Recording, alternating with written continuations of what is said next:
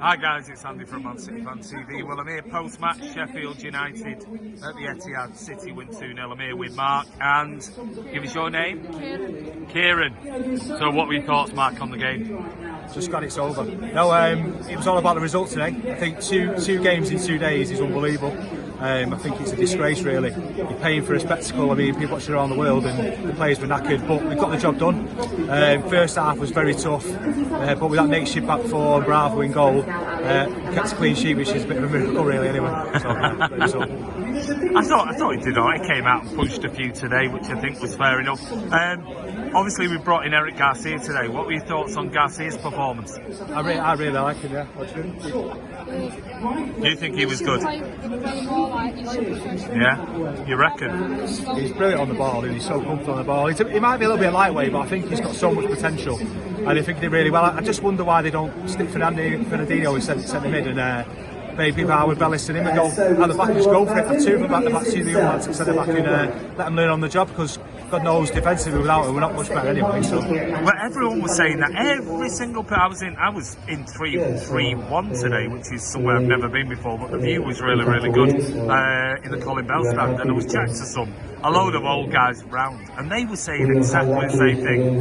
If Pep can't fit Fernandinho in his normal position into this team, they're just unsure of what's going on. But anybody stand out today? Obviously, we've got a bit of an interview with Sergio going on there in the background, so it's a bit loud. You might need to shout up a little bit. Foden was good when he came on. You thought Foden did well? It was a really weird game. I mean, I personally think Mahrez did okay at times. I mean, it was just winning performance, just had to get the result, just had to win. De Bruyne was okay. First half, the passing was terrible. I mean, Bernardo giving the ball away, and I mean, purely for me, just tiredness, because they were doing basic things which they do all the time, and let's be fair, they're well-oiled drill machines. And I think it was just like I say, just about the result. Nobody was amazing. Garcia had a really good day, a good proper game for him, and won the game. Tough game on New Year's Day now. Hopefully the players can have a half a day's rest, and we go then. Yeah, well, it is what it is over Christmas, even though we've been shafted. What was that? New left back, new centre back. A new left back and a new centre back. Should have asked for over Christmas, a bit late. Yeah, a bit late now. You could see tactically from the kick-off, though, couldn't you, straight away from the kick-off, the long ball to the left. Yeah. So Zinchenko, all match they were doing that. I mean, it's fairly obvious where we're very, very weak, but Guardiola, I mean, he made changes at half time and he did the job for us. Aguero, fantastic finish, 80% fit, fantastic finish. De Bruyne, 80% performance, still a great goal. So yeah, we won, fair play. One thing, I was talking to this old guy next to me and I said, this season, one thing I've really not seen, which we have seen over the last 2 seasons, is the likes of our left back and right back, Walker, Zinchenko or Mendy, overlapping. I just didn't see it at all today, and I haven't seen it really this season. Is there a reason behind that, do you think? It's not happening. There's something different tactically in there. There seems to be.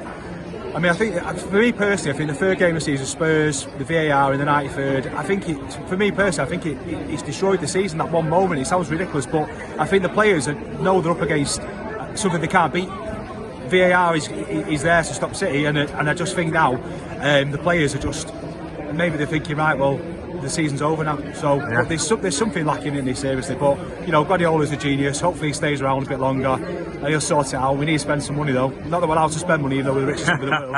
So that's all you need to know, isn't it, really? So what's the ultimately last question? What we're going to win this season? We'll probably win a cup. We'll get knocked out in Champions League, I reckon. We'll get shafted by VAR. We'll win the league.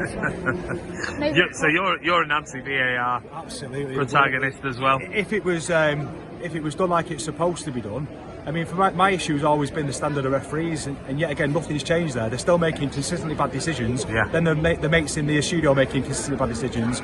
Nothing's happening. The referees still don't have to explain themselves after the game. If it's human error, let them explain it after the match. I agree. And I just think some of these offsides are just absolutely ridiculous. Like I say, you can't celebrate a goal anymore. No. Tells you all you need to know. Yeah, well, your brother, I've just been chatting to your brother, and he said he's not been in the stadium because obviously he lives overseas in Vancouver. But that's his first game since VAR has been introduced, and he said, oh my God, I didn't realise just how bad it is when you're a fan in the stadium and you're getting all these VAR, you can't celebrate anything. It's not going anywhere, Can they do anything for the fans? Is there anything that can sort of take away this? I mean, it's a horrible experience. I just hope it's an experiment with some bit of normality at the end of the season. Go, look, it hasn't worked. Let's deal with the referees and the linesmen. Let's give them a chance. If they make mistakes at the end of the season, they get scored, they get demoted, they lose money. So you get a better standard of referees. But I think there's too much money in football. There's too much cheating. There's too much gambling. And it basically is match fixing. VR for me now is in its current guise is basically match fixing. Oh, that's something that we on the channel are definitely at some point, when we get some legal representation, something we're definitely going to talk about, definitely. But right, for now, that's your opinion on that. Finally, give us your man of the match. Garcia. Garcia. No attacker had a standout game. The No. man played alright.